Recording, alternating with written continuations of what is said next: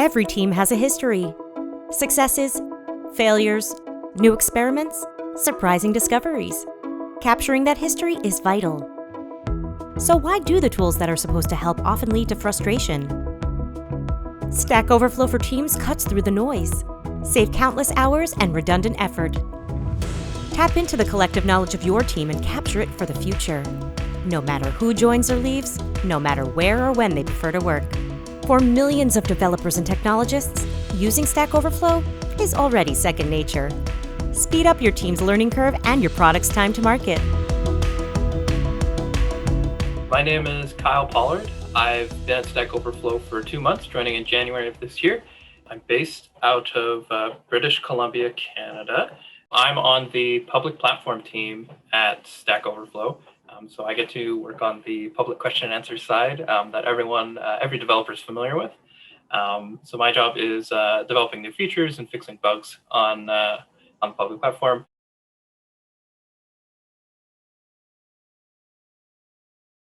My department uses Stack Overflow for Teams as a way to communicate this institutional knowledge. So in my role, I'm more of the receiving end of that institutional knowledge. So it's as part of my onboarding experience, a lot of this information was in Stack Overflow for Teams. Really, it was great on the first day. I was able to hop on and kind of sort by the most voted questions, sort by different tags, and really get to know information that was relevant to me and my role and what I wanted to know about.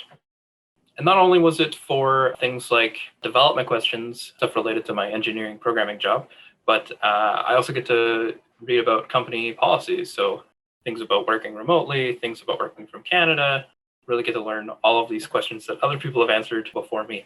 It really helps me build my confidence quickly onboarding with the team, just because I have this wide array of information to access. If I have a question, someone else has probably already asked it. One of the big benefits is that when I do have a question that no one else has asked, I get to make a new question on the internal team. And it's not something that interrupts the workflow of my teammates. I can just tag my team, or I can tag another team and ask them directly, or get the subject matter expert and ask them directly. And that's something they can review when they're checking their email or checking their Slack, and really helps get that information across.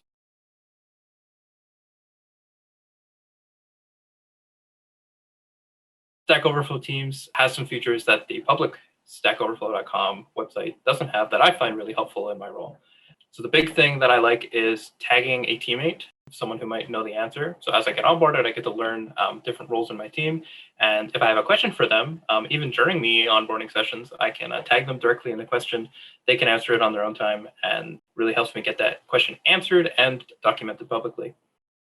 The user group features are very important too. Sometimes I know the team that's responsible for answering a question, but I don't know the specific people on the team. So if I want to tag architecture or public platform, these user groups help me get my questions in front of the right subject matter experts.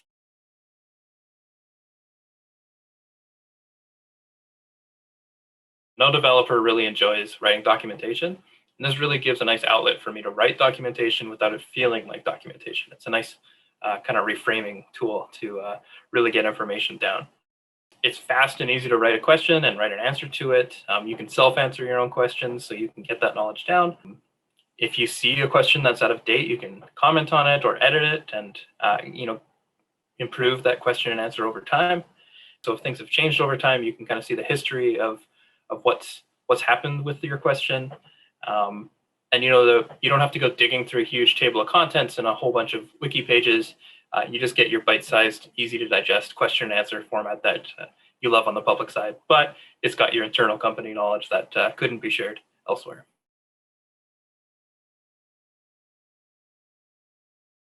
During remote work time, you have random animals come in on the screen, and it's hard to remember who all has pets and what their names are.